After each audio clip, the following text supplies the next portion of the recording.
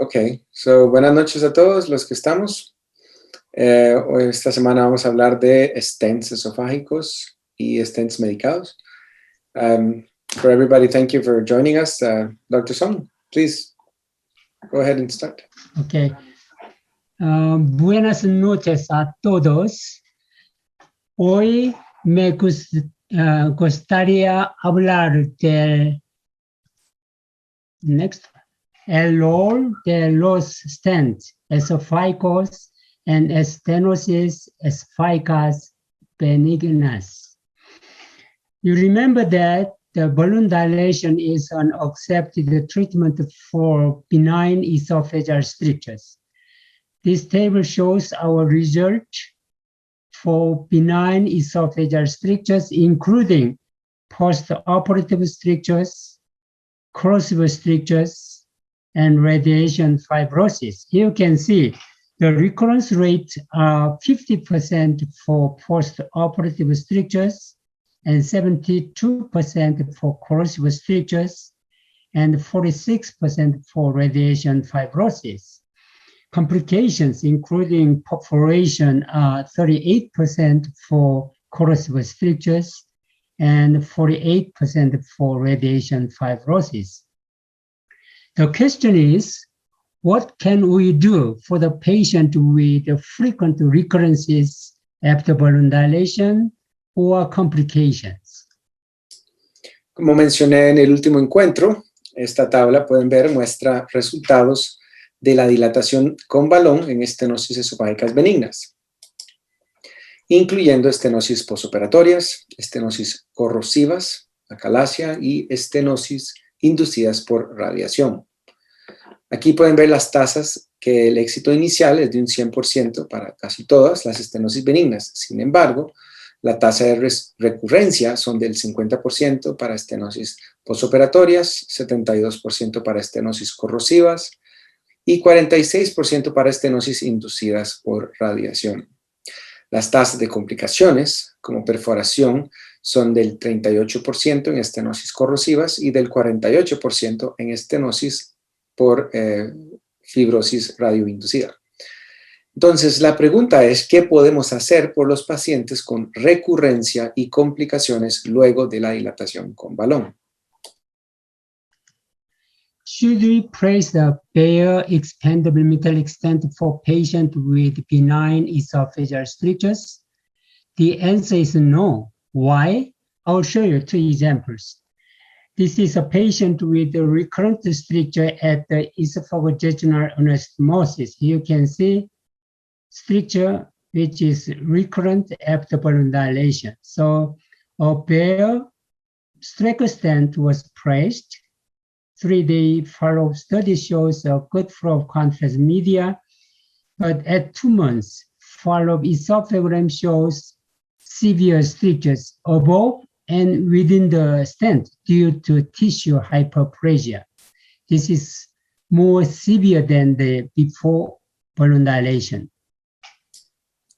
Entonces, ¿deberíamos de colocar un stent no recubierto en pacientes con estenosis esofágicas benignas? La respuesta es no. ¿Por qué? Les enseño dos casos. En este paciente con un stent no recubierto Strecker para una estenosis recurrente de una esófago-yejunostomía, se puede ver la mejoría de la estenosis 3 días después de la colocación del stent. Sin embargo, el seguimiento con esofagograma a 2 meses muestra la estenosis sobre y dentro del stent debido al ingrowth del tejido aún más severo que la estenosis inicial. Here is another patient. In this patient with the recurrent stricture developed after esophagocoronal gastric anastomosis, here you can see severe stricture at the colon. And we placed a bare Z-stent. 3 weeks follow-up study shows widely patent stent, but we had to repeat balloon dilation every 2 months, commencing 5 months after stent placement because of severe stricture above and within the stent, that is tissue hyperplasia. A 6-year follow-up esophagogram shows very severe strictures above and within the stent and the fracture of the stent. Please keep in mind, bare stent placement in patients with benign esophageal strictures is a relative contraindication because the long-term follow-up study is very poor. Aquí hay otro ejemplo. En este paciente con un stent Z no cubierto, no recubierto, para una estenosis recurrente, luego de una esófago-colono-gastroanastomosis.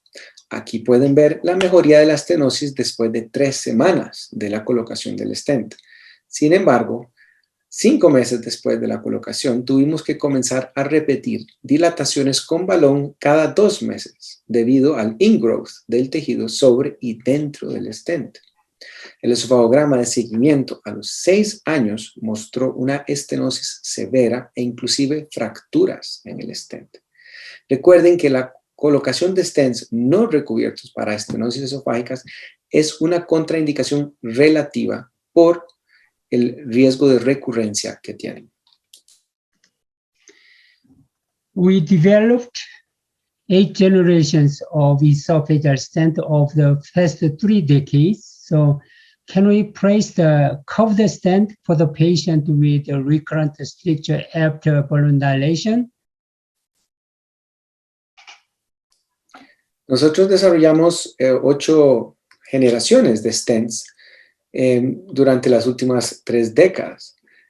Como pueden ver, los diseños del stent y los materiales de la cubierta han variado sustancialmente. Entonces, podemos colocar stents cubiertos para estas estenosis.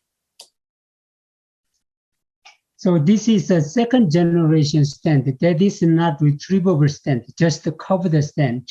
So in this patient with the diffuse corrosive stricture, we pressed the second generation stent with a good result, but at 3 months, follow-up esophagogram shows new stricture above the stent. So we pressed the second stent over the first stent with a slight overlap at the end. Here you can see the big difference between curved stent placement and bare stent placement. This is a curved stent. That's why there is no tissue growth inside the stent, but this is a tissue growth over the stent.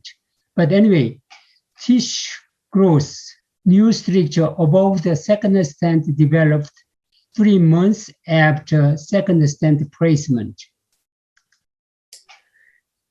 También quisiera mostrarles entonces unos casos con stents de segunda generación. Estos son stents no cubiertos y no extraíbles. En este paciente con una estenosis corrosiva difusa, el crecimiento del tejido ocurrió sobre el stent, dentro del stent, ya a los 3 meses. Entonces decidimos colocar un segundo stent, pero de tercera generación cubierto, dentro del primero, con una leve superposición al final. Como pueden ver, vean la diferencia entre el stent no cubierto, en donde se puede ver que hay tejido que crece dentro del stent, y el otro, este es el que no tiene crecimiento del tejido. Sin embargo, sí al final sí tuvo estenosis por encima y por debajo del stent, pero no por dentro. In this young man with a recurrent corrosive stricture, we pressed the second generation stent, but the stent migrated downward and passed through the rectum 2 months after stent placement. After stent migration, the stricture improved. 8-year follow-up esophagogram shows that the improvement is maintained. En este hombre joven con una estenosis corrosiva recurrente, se le colocó un stent Z recubierto de segunda generación que migró distalmente después de 2 meses de la colocación. Sin embargo, posteriormente la estenosis mejoró. Un seguimiento con esofagograma a los 8 años después de la migración del stent mostró que la mejoría que se había visto se mantuvo.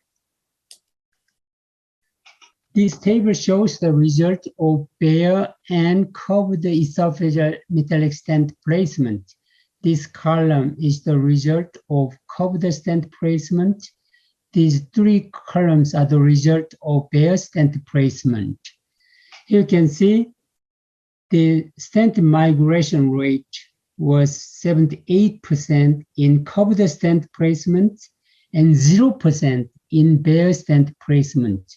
On the other hand, the tissue hyperplasia rate was 50 to 100% in bare stent placement and 22% over the stent in curved stent placement.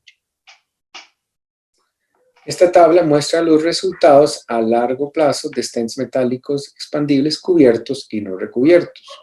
La primera columna muestra los resultados de stents cubiertos y las otras tres columnas muestran stents no recubiertos.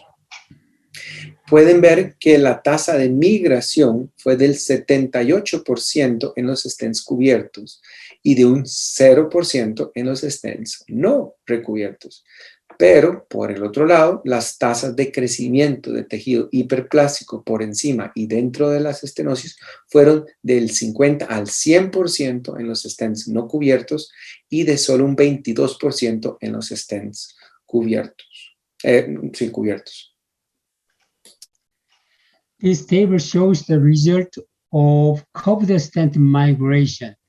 4 stents migrated within 2 months after stent placement, and 4 stents after 2 months after stent placement. It was very interesting to note that 3 of 4 stents that had migrated within 2 months caused recurrence of stricture, while none of the 4 stents which had migrated after 2 months had recurrent strictures.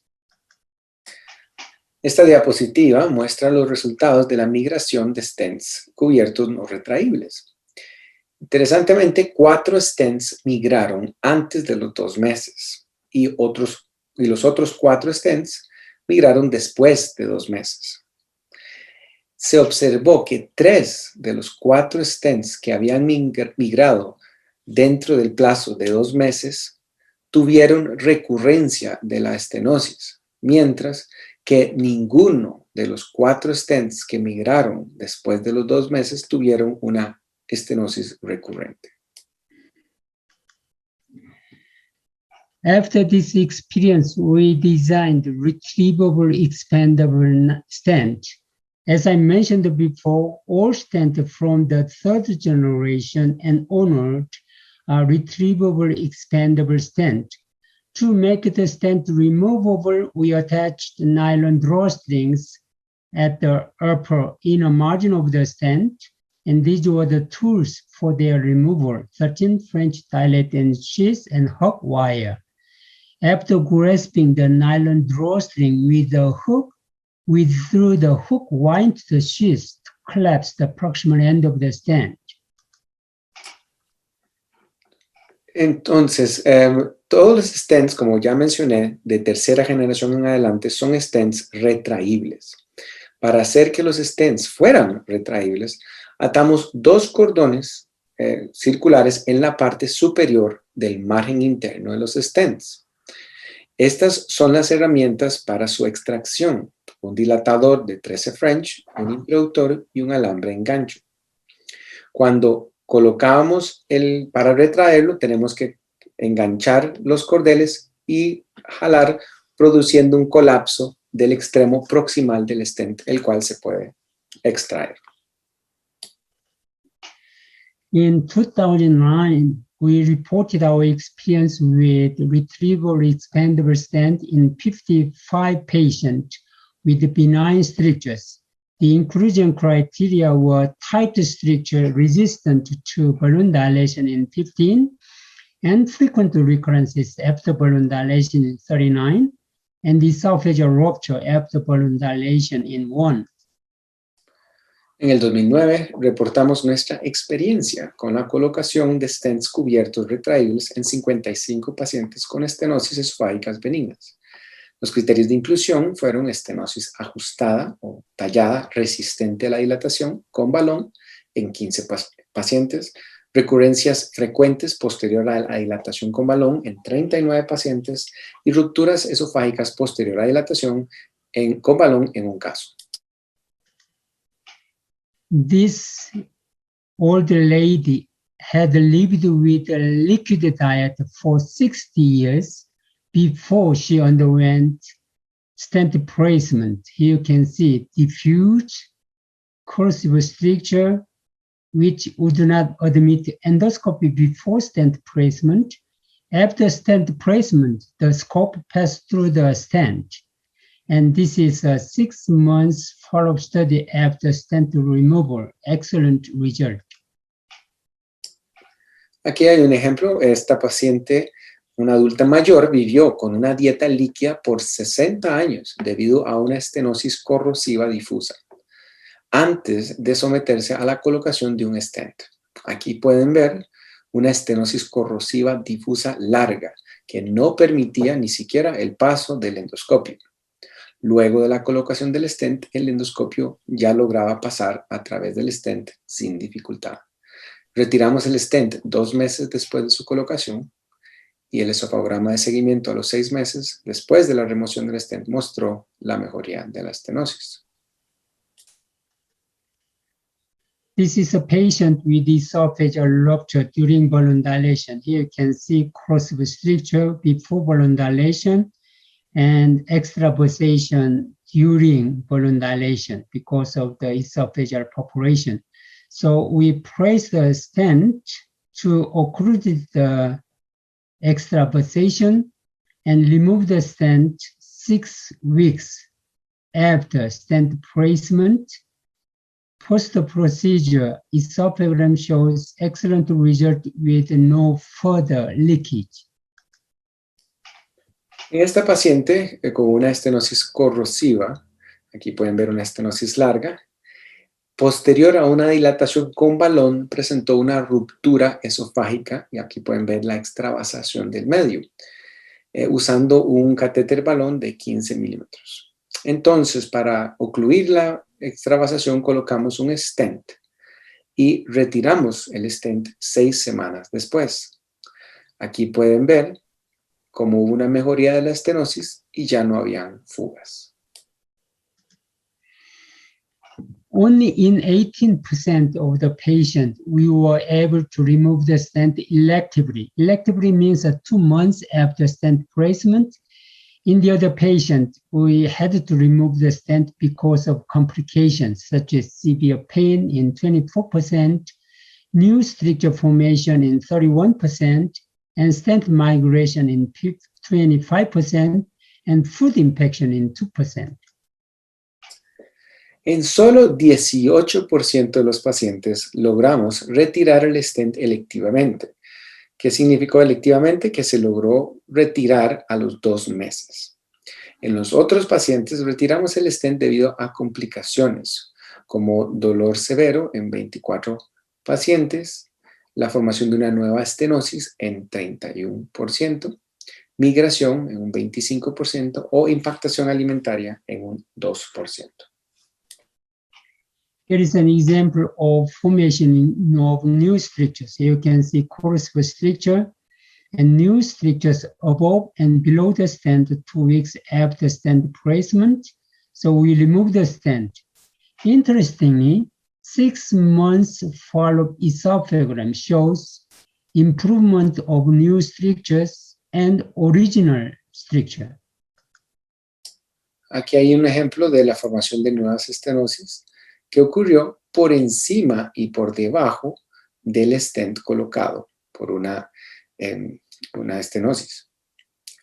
Interesantemente, retiramos el stent y como pueden ver a los 6 meses en el esofagograma hubo una mejoría no solamente del stent inicial, sino que de la estenosis inicial, sino que de las 2 estenosis nuevas que se generaron. The recurrence rate was 69%. The mean follow period was 38 months, and 2-year patent rate was just 26%, and the 4-year patent rate was 21%. Durante el seguimiento promedio de 38 meses después de la remoción del stent, ocurrió una recurrencia en 69%. La tasa de permeabilidad a los 2 años después de la remoción fue de un 26% y la tasa de permeabilidad a los 4 años fue de un 21%. 31 patients with recurrence were treated by repeated balloon dilation, and 5 multiple stent placement, and 2 esophagocoronal-gastric anastomosis. Please keep in mind that cancer developed in 7 of 47 patients with corrosive strictures, that is 16%, 4 to 5 years after stent removal, causing recurrence of dysphagia. This is very important. En 31 pacientes con recurrencia, estos fueron sometidos a dilataciones con balón repetidas. 5 pacientes se les realizó colocación de stents múltiples y en 2 se les hizo una esófago-colono-gastroanastomosis. Sí es importante mencionar que se desarrolló cáncer en 7 de los 45 pacientes con estenosis corrosivas a los 4 o 5 años después de la remoción del stent, causando una recurrencia de su disfagia. This is an example with multiple recurrences after balloon dilation. In this patient with early chronic stage of corrosive esophageal strictures, we repeated balloon dilations many times and stent placement, but with frequent recurrences. So she eventually underwent an esophagocoronal-gastric anastomosis. Este es un ejemplo de un paciente con recurrencias múltiples posterior a la dilatación con balón, como pueden ver en diferentes sitios, y eventualmente en el último pueden ver cómo se le colocó un stent. Sin embargo, pues la paciente no siempre tuvo recurrencias, por lo que eventualmente se le realizó una esófago-colono-gastroanastomosis. The mean and standard deviation of length of strictures was significantly longer in patients with recurrent after stent placement than in patients with unrecurred group. La longitud de la estenosis fue significativamente mayor en los pacientes o en el grupo de pacientes que tenían recurrencia eventualmente, a diferencia de los que no tenían recurrencia, como pueden ver en el slide. In 2004, we reported our experience with a stent removal in 119 stents of 104 patients. The underlying causes of stricture were malignant stricture in 63 and benign stricture in 41. The indications for stent removal were elective removal in 51, stent migration in 27, and severe pain in 23, and formation of new stricture in 18. En el 2004 reportamos nuestra experiencia con la remoción de stents en 119 stents en 104 pacientes con estenosis esofágicas que eran entre malignas, 63 pacientes, y benignas en 41 pacientes. Las indicaciones para la remoción del stent fueron la remoción electiva en 51 stents o complicaciones como la migración del stent en 27 stents, dolor severo, 23 stents o la formación de nuevas estenosis en 18 stents. The technical success rate was 99%. 90 stents were removed by standard technique, and here the 28 stents were removed by modified technique, such as mesh technique and eversion technique, because it was difficult to grasp the nylon drawstrings in 24 and untie the drawstring in 4. La tasa de éxito fue de un 99%. 90 stents fueron retirados con la técnica estándar. Sin embargo, los 28 stents remanentes fueron removidos con técnicas modificadas como la técnica de malla o la técnica de eversión, ya que fue difícil agarrar los cordones en 24 stents o porque los cordones no estaban atados durante la remoción en 4 casos. Here are 4 examples of stent removal by the standard technique. The proximal end of the stent are collapsed. Aquí hay 4 ejemplos del uso de la técnica estándar.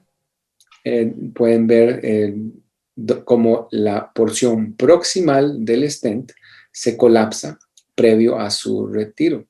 Y se puede ver que son diferentes zonas del esófago, en las partes proximales y distales, siempre la misma técnica. Here's an example of stent removal by the mesh technique. In this patient, it was almost impossible to grasp the nylon drawstring because of acute angulation. You can see one hook was disconnected because it was very tight, and we removed the stent by mesh technique. We just grasped the mesh and removed it. Aquí hay ejemplos de la técnica de malla. En estos casos, un paciente tenía una estenosis corrosiva difícil de extraer. La malla, el stent estaba muy pegado, por lo que no podíamos retirar el stent. Entonces, no se podían agarrar los cordones usando el gancho. Entonces, lo que se hizo fue agarrar la malla directamente y eventualmente extraerlo. This is an example of a stent removal by the eversion technique. You can see a partial migration of the stent. So to remove the stent, we grasped the nylon drawstring. It was successful, but it was untied during stent removal. Aquí hay un ejemplo de una técnica de eversión, un ejemplo de un retiro de un stent por técnica de eversión. En este paciente, con migración del stent, intentamos la remoción con la técnica estándar, pero el cordón estaba desatado o se desató durante el retiro del stent. To remove the stent, we advanced the hook into the stent lumen to the distal end to grasp the distal end of the stent. And then the hook was pulled out into the sheath to collapse the distal end of the stent. And here you can see this is a proximal end, actually. End of the stent is collapsed. The stent was removed with eversion. Entonces, para remover el stent, lo que hicimos fue avanzar el gancho a través del lumen del stent, enganchar la porción distal y eventualmente extraer el stent, vertiéndolo dentro del stent. Como pueden ver ahí la porción proximal, esta es la parte distal del stent que está extrayéndose y pues eventualmente así fue como fue retirado el stent. These are some of the stents we have removed. These stents were removed by standard technique. You can see the proximal end of the stent are collapsed, and some of the stents are blood stained. And these 4 stents were removed by mesh technique. We grasped the mesh and then removed it. Here are 4 examples of eversion technique. The stents were removed with eversion. Estos son algunos de los stents que terminamos retirando Como pueden ver, estos primeros stents fueron removidos con la técnica estándar. Pueden ver que todos los extremos proximales de los stents están colapsados y tienen hasta porciones con sangre en algunos stents.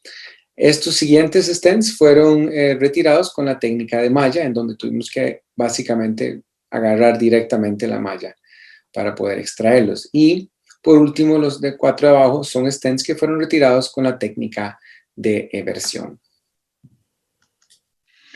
Most of the drawstrings were intact even after stent removal. Here is an example of intact drawstring, and here is an example of untied drawstrings. La mayoría de los cordones para el retiro estaban intactos, incluso posterior al retiro del stent. Este es un ejemplo de un stent con el cordón intacto y este es un ejemplo de un stent con el cordón desatado.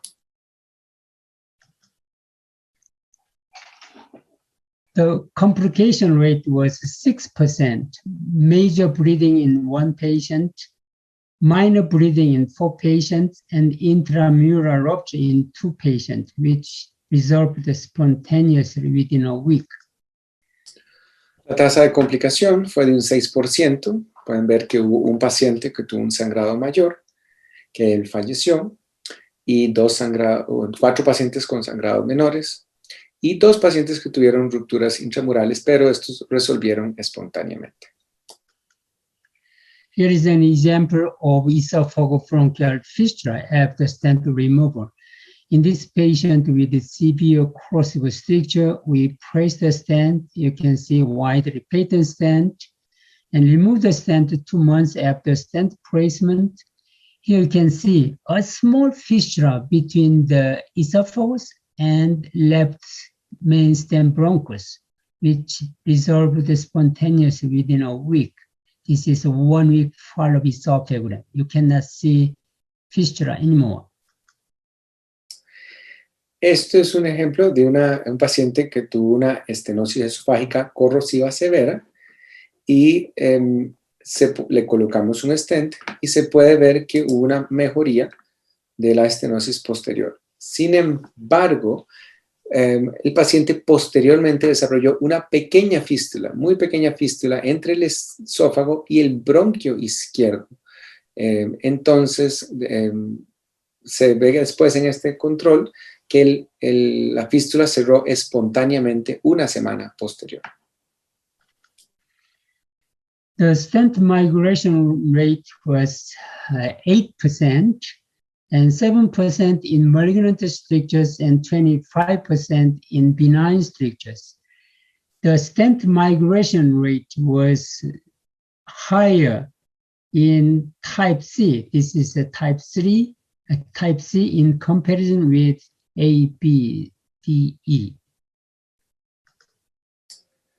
La tasa de migración de los stents fue de un 7.9%. Como pueden ver, fue mayor en las estenosis benignas que en las malignas. Y según el stent, vimos mayor migración en los tipos C, como pueden ver ahí.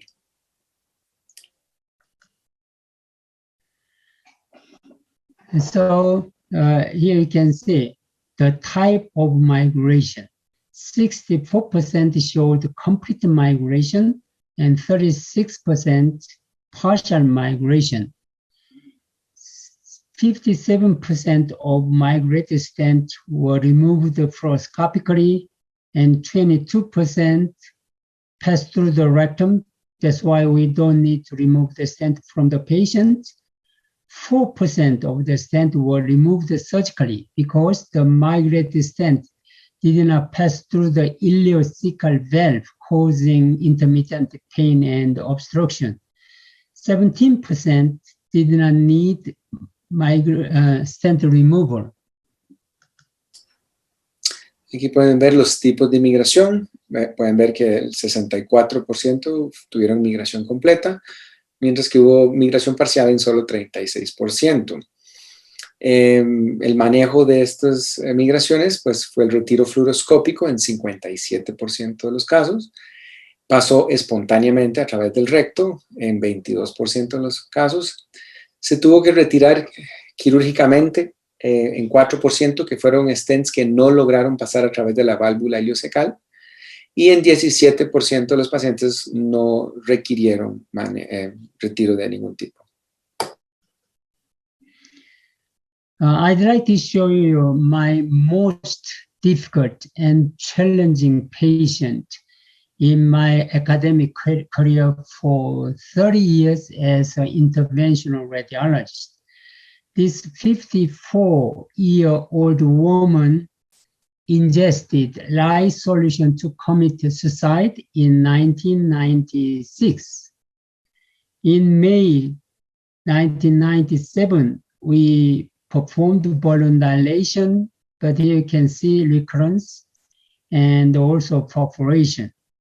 A total of 35 episodes of balloon dilations were performed over 53 months, starting from May 1997.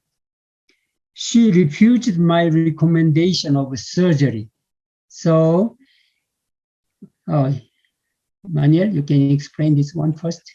Finalmente, déjenme mostrarles a mi paciente más difícil y más desafiante en mis 30 años de carrera como radiólogo intervencionista.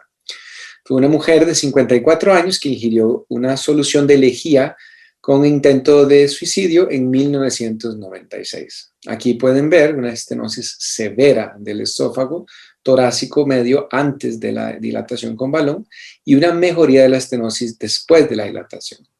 Pero tuvo una recurrencia 2 meses después. Luego la dilatación con balón, aquí pueden ver que hasta tuvo un desgarro esofágico. Después de eso tuvo dilataciones repetidas y fue tratada con antibióticos. Se realizaron un total de 35 dilataciones con balón durante 53 meses, comenzando en mayo de 1997. Ella se negó a la recomendación que le di de cirugía. Okay. So, in September 1998, we placed the 3rd generation stent and removed the stent 2 months after stent placement. The initial result was good, but we had to repeat the balloon dilation even after stent removal because of recurrences. En septiembre de 1998, entonces le colocamos un stent de 3ª generación cubierto de poliuretano y aquí pueden ver que tuvo un buen paso del medio de contraste después de la colocación del stent. Pero posteriormente tuvo una nueva estenosis debido a la formación de tejido de granulación solamente 2 semanas después de la colocación. Retiramos el stent 2 meses después de la colocación debido a progresión del tejido de granulación sobre el stent. In December 2003, we placed the 7th generation stent and removed it 5 months after stent placement.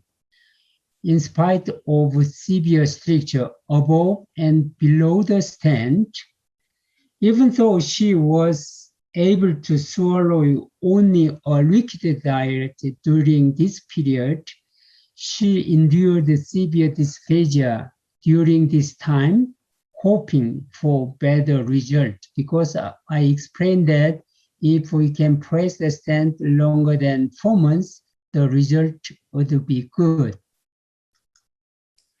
En diciembre del 2003 le colocamos un stent de 7ª generación y lo retiramos 5 meses después, a pesar de la formación de tejido de granulación severa, como pueden ver ahí, el paso difícil del medio. A pesar de que durante este tiempo la paciente solamente podía tragar una dieta líquida, se le dijo que la posibilidad de mejoría importante aumentaba si ella esperaba por lo menos 4 meses. Entonces ella soportó la dieta líquida con la esperanza de tener mejores resultados. I remember that Dr.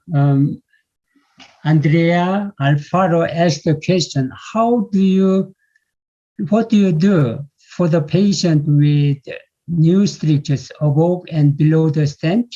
This is an example. For this patient with new strictures above and below the stent, we perform the balloon dilation and then we remove the stent. These are esophagograms obtained immediately after and 1 month after stent placement, 6 months after stent placement, 12 years after stent removal. She has followed up with us for 12 years and she's doing well with no further recurrence. I still remember her sincere cooperation. Pues como preguntó la doctora Alfaro, ¿qué se le podía hacer a pacientes que hacían estenosis por encima y por debajo del stent? Pues ellos lo que hacen es una dilatación con balón. Ellos hicieron la dilatación con balón y después retiraron el stent. Como pueden ver, son los esofagogramas de seguimiento posterior al retiro del stent. Creo que a los 6 meses. Y el último es a los 12 años, en donde pueden ver la mejoría importante que hubo. Y pues ella realmente, todavía el doctor recuerda la sincera colaboración de esta paciente. What about biodegradable stent in patients with benign esophageal strictures? Lepisi and his co-workers reported their experience with biodegradable stent in 21 patients with benign esophageal strictures. Here you can see crossover stricture at the cervical esophagus. They placed polydioxanone stent with use of 28 French delivery system with a good result. And these are endoscopic photogram 1 month and 2 months after stent placement showing progression of biodegradation. They reported that at 6 months, all stents were fragmented.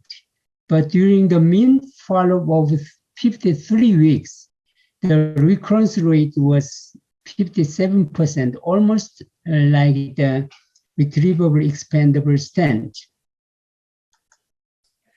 Entonces, ¿qué ocurre con los resultados de stents biodegradables en estenosis esofágicas? El doctor Repizzi y sus colaboradores reportaron su experiencia con stents biodegradables de polidioxanona en 21 pacientes con estenosis esofágicas benignas. Aquí pueden ver el caso de una estenosis benigna del esófago posterior es una estenosis corrosiva en el esófago cervical. Colocaron un stent de polidioxanona con el uso de un sistema de delivery de 28 French con buenos resultados. Pueden ver aquí las imágenes endoscópicas, 1 a 2 meses posterior a la colocación del stent, el cual muestra la progresión de la biodegradación. La tasa de éxito fue de un 100%, pero durante el seguimiento de 53 semanas, la tasa de recurrencia fue de un 57%, casi que la misma que con stents no biodegradables extraíbles. In conclusion, bare metallic stent placement in patients with benign esophageal strictures is a relative contraindication because the long-term result is very poor, and temporary and biodegradable stent placement is safe and useful, but with a high recurrence rate in benign esophageal strictures. Tissue hyperplasia represents a major limitation to long-term stent placement in the esophagus. Entonces, en conclusión, pues la colocación de stents metálicos no recubiertos en pacientes con estenosis benignas son una contraindicación relativa por la alta tasa de recurrencia que tienen. La colocación temporal de stents y biodegradables es seguro y útil, pero también tiene una alta tasa de recurrencia. en estas estenosis. Y por último, la hiperplasia del tejido representa la mayor limitación a largo plazo en la colocación de stents en el esófago. Me gustaría hablar del rol de los stents medicados en estenosis esofágicas benignas. Primero, me gustaría mostrarles nuestros resultados de los stents medicados en conejos. To overcome the problem of tissue hyperplasia related with the stent placement in benign esophageal strictures, we developed IN1233, ALK5 inhibitor eluting polyurethane covered stent. Our previous study has shown that activation of TGF-beta signaling pathway was implicated in production and remodeling of the extracellular matrix and proliferation of epithelial cells and fibroblasts that leads to stent stenosis. Primero, me gustaría mostrarles nuestros resultados de los stents medicados en conejos. Para superar el problema de la hiperplasia relacionada con la colocación de stents en estenosis esofágicas benignas, desarrollamos el IN1233, un inhibidor del Activin-like kinase 5, que se libera del poliuretano que recubre el stent. Nuestros estudios anteriores habían demostrado que la activación de la vía de señalización del factor de crecimiento tisular TGF-beta estaba implicado en la producción y remodelación de la matriz extracelular y la proliferación de células epiteliales y fibroblastos que conducen a la reestenosis del stent. ALK5 is the TGF-beta1 receptor that phosphorates SMAD3 and triggers many cellular processes which are involved in tissue hyperplasia. ALK5 es un receptor del factor de crecimiento tisular beta 1 que fosforila SMAD3 y desencadena muchos procesos celulares que están involucrados en la hiperplasia tisular. In 2013, we reported our experience with IN1233.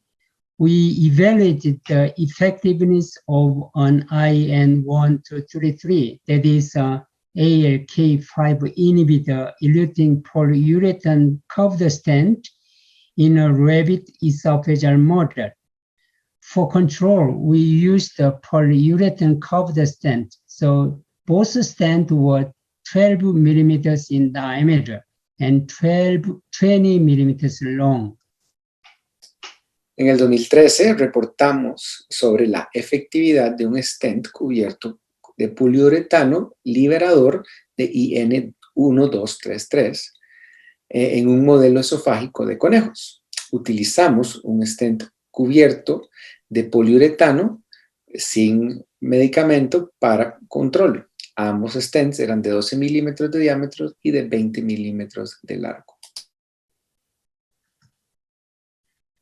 A total of 40 rabbits were used for this study, and we divided 40 rabbits into 4 groups. Control group received the polyurethane covered stent, and drug group received IN1233 eluting stents. All rabbits in control 4 and drug 4 were sacrificed 4 weeks after stent placement, and all animals in C8 and D8 were sacrificed 8 weeks after stent placement. Para este estudio utilizamos un total de 40 conejos, los cuales los dividimos en 4 grupos. Como pueden ver, los C eran los grupos control y los D los grupos experimentales.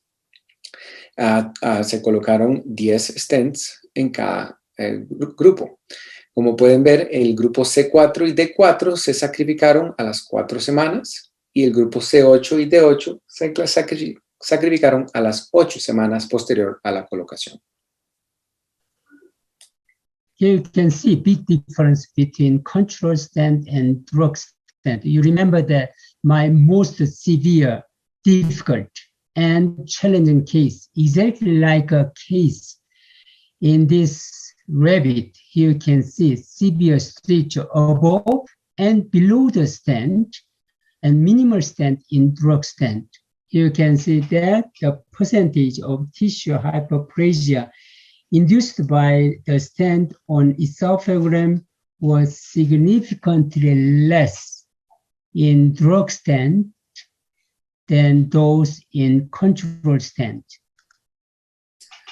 Aquí pueden ver la gran diferencia de hiperplasia de tejido entre los grupos control, los C, y el grupo experimental. Como pueden ver, el doctor recuerda que en la foto de C4 se ve muy similar al caso de la paciente difícil que él tuvo, donde tenía estenosis severas por encima y por debajo del stent. Pueden ver aquí en la tabla que el porcentaje de hiperplasia de tejido inducido por los stents fue significativamente menor en los stents del grupo experimental, que son los liberadores o los medicados, que en los grupos control.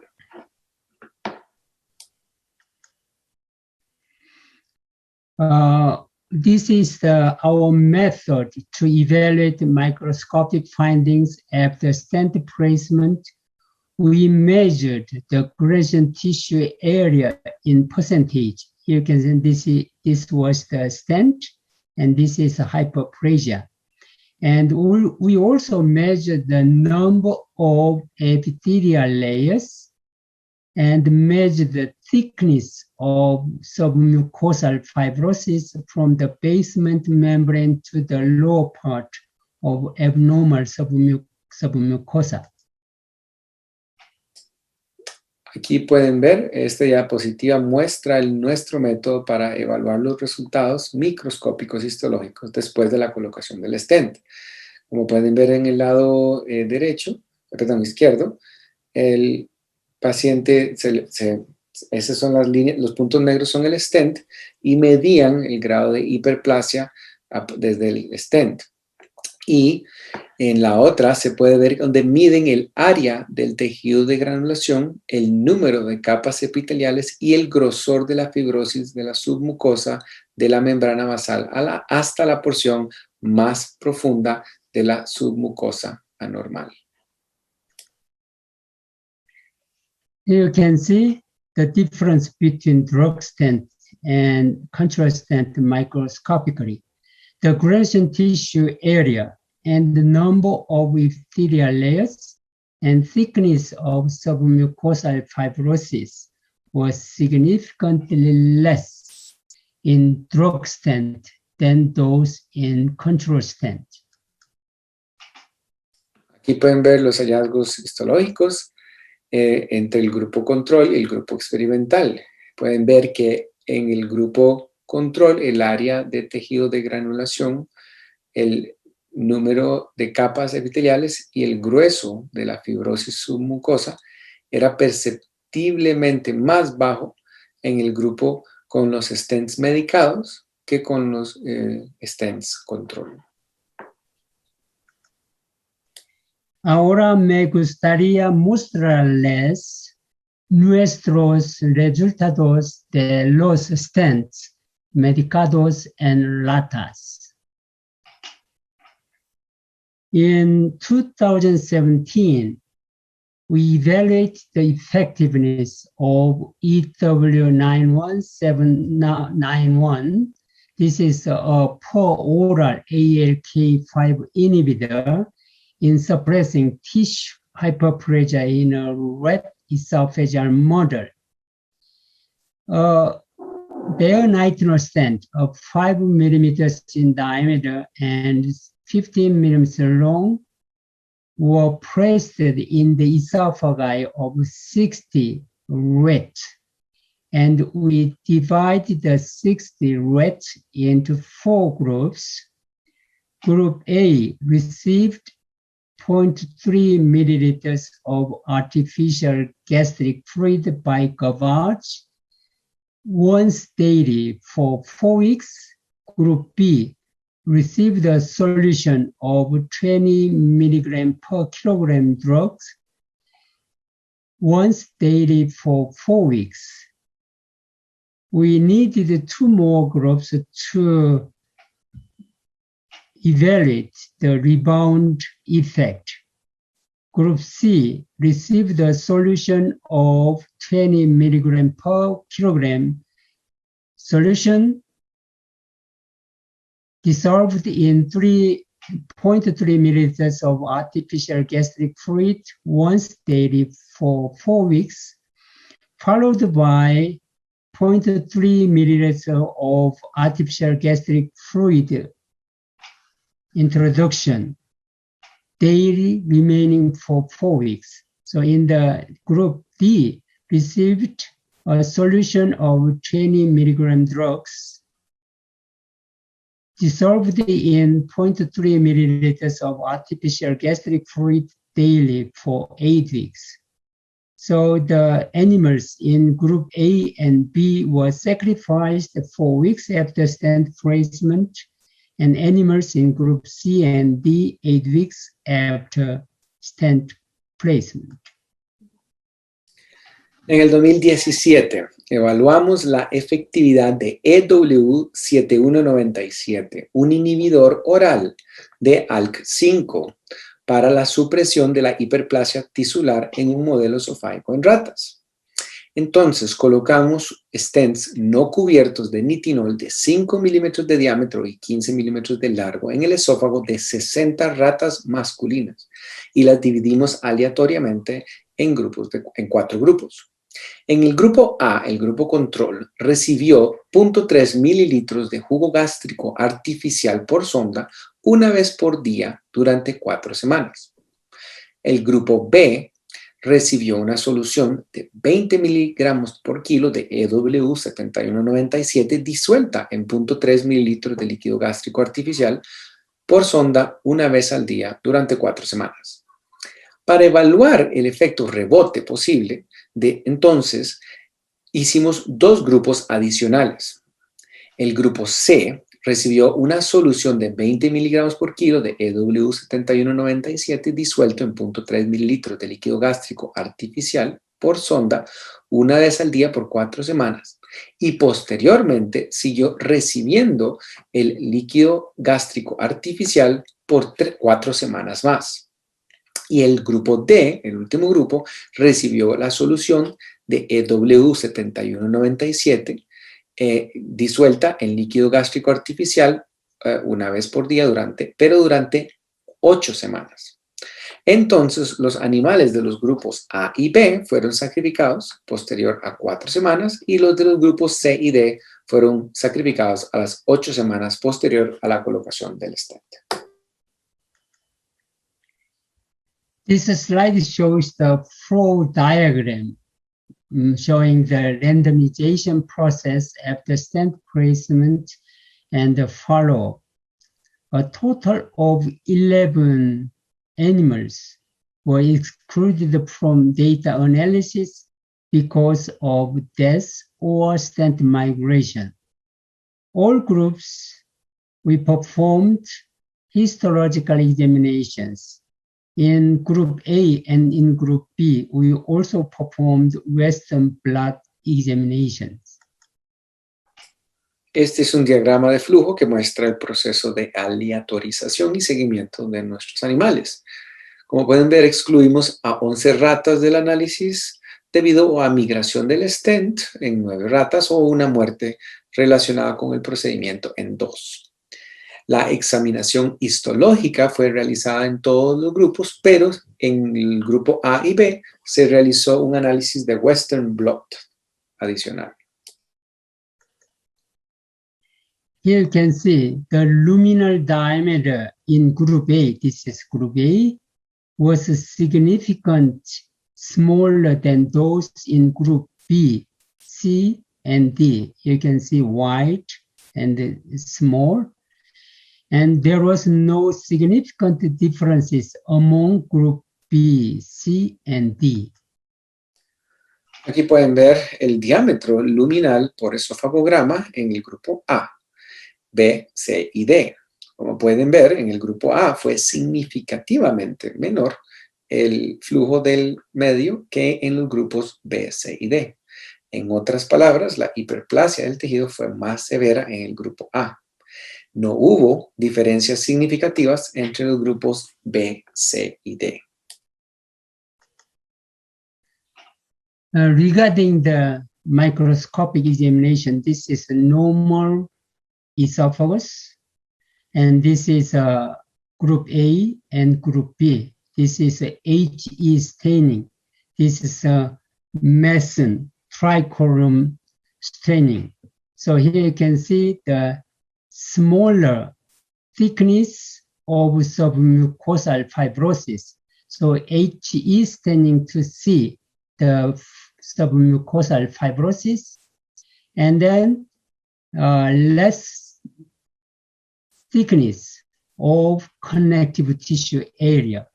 Mason trichromy staining is to see the connective tissue area. This is very small, and this is big. Aquí pueden ver la evaluación histológica de los grupos A y B. Están en hematoxilina y eosina y en el tricrómico de Mason. Como pueden ver, en la primera se ve el grupo control normal, donde se ve un esófago normal, donde la submucosa y la parte de tejido conectivo es normal. Pueden ver en el grupo A, que es el grupo control, donde hay un aumento de la submucosa de forma importante y un aumento del tejido conectivo que se ve en la tinción del tricrómico.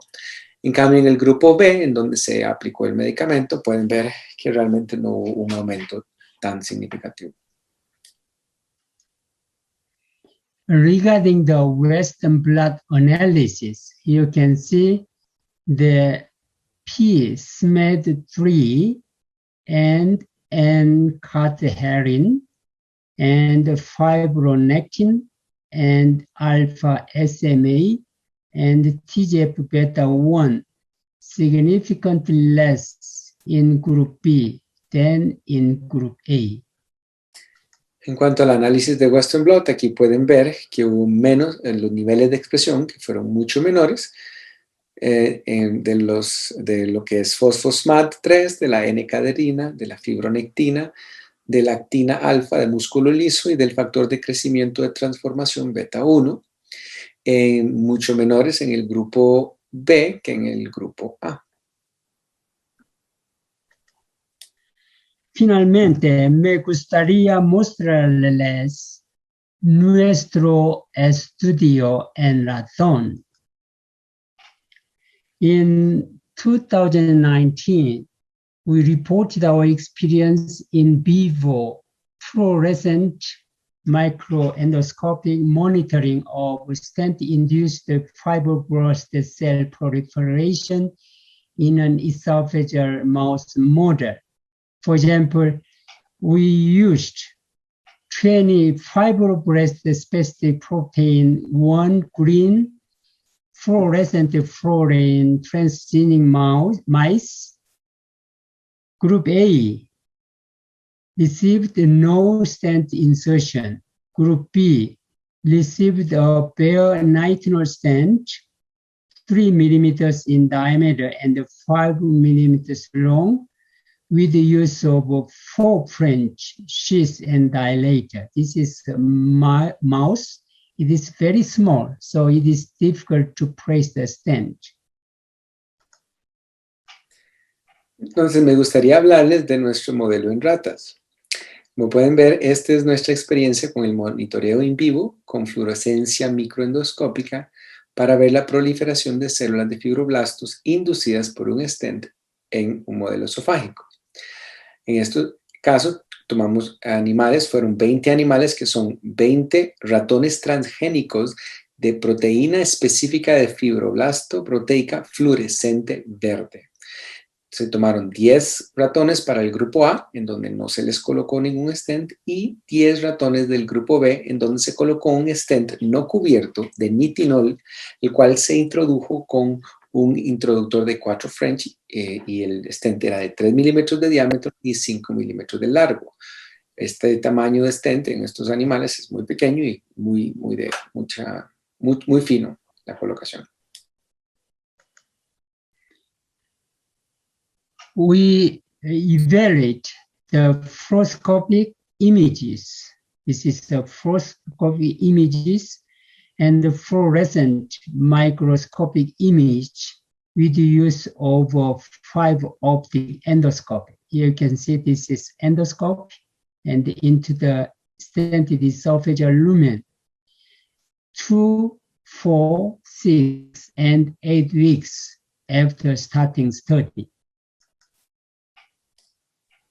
Pueden ver que utilizando el sistema de fluorescencia microendoscópica se evaluaron las imágenes fluoroscópicas y microendoscópicas de fluorescencia en estos animales 2, 4, 6 y 8 semanas posterior a la colocación del stent.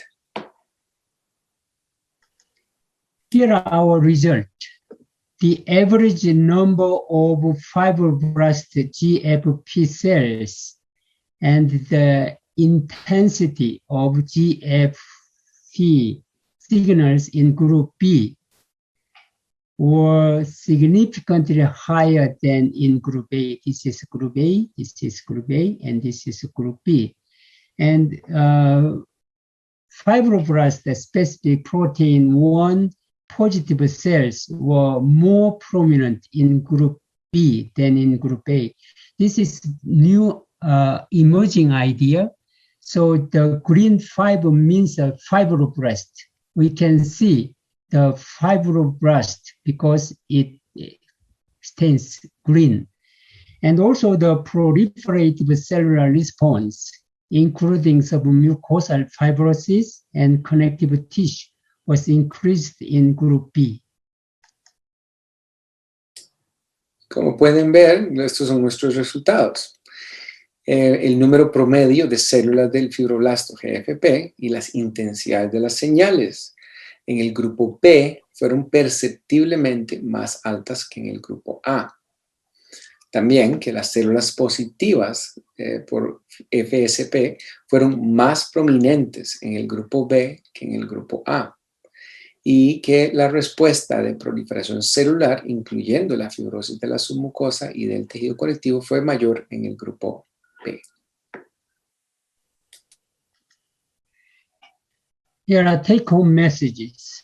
Selective ALK5 inhibitor eluting stents have therapeutic potential in the prevention and treatment of tissue hyperplasia secondary to stent placement in the esophagus.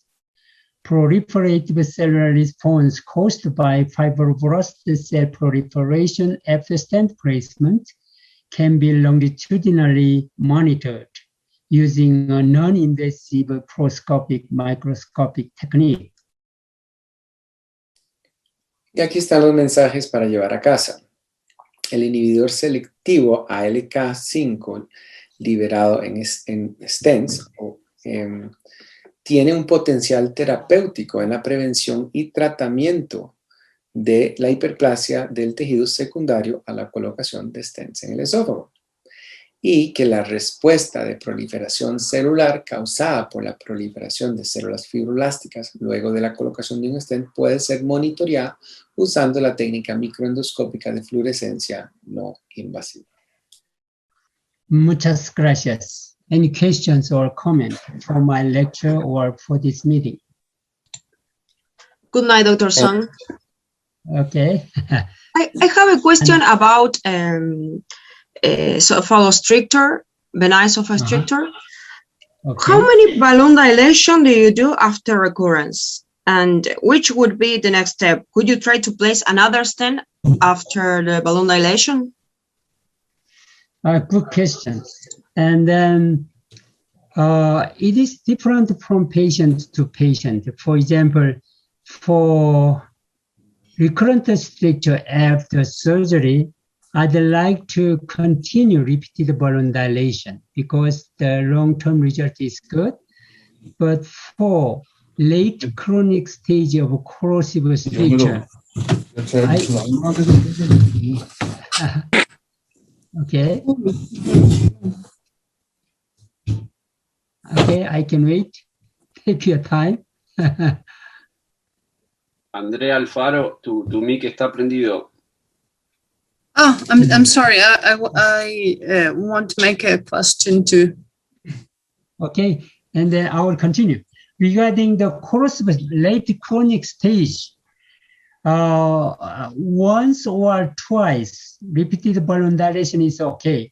But if there is a recurrence, frequent recurrence means less than 1 month. Balloon dilation is a big burden. That's why I'd like to place the stent. Regarding the early chronic stage, I'd like to place the stent immediately after recurrence once. So it is different from patient to patient. Okay. But please remember, balloon dilation is better than stent placement because the stent placement causes new strictures above and below the stent. Perfect. Thank you, Doctor. Okay, any other questions? Yes, I had a question where you mentioned that sometimes there was a possibility. Santiago, right? Yes, Santiago, yes, please. Santiago.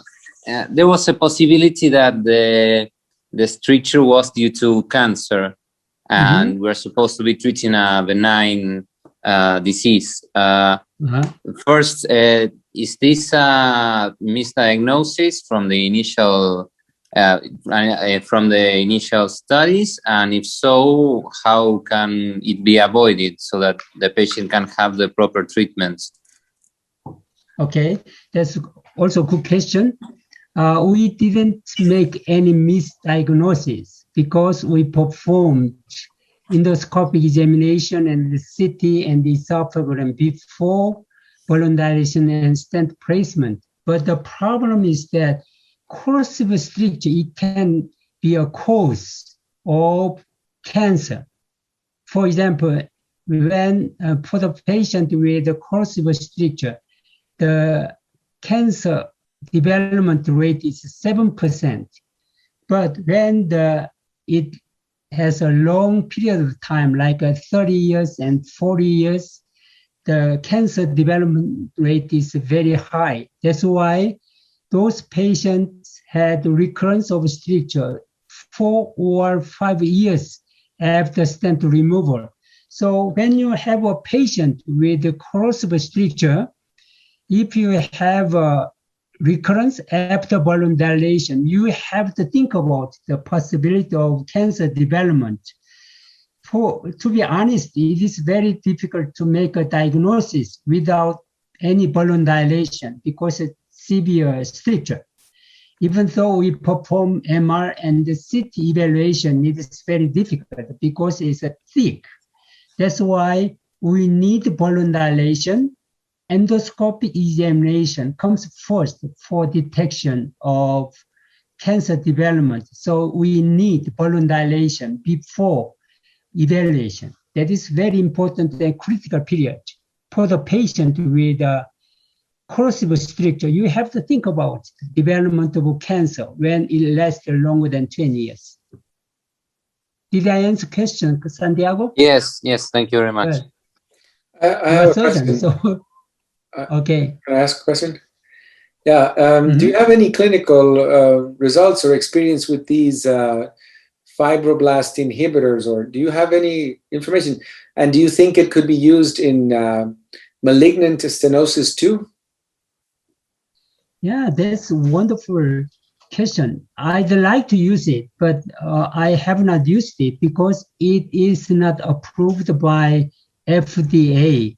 So they are doing the study in the United States. second stage. So eventually it will be available.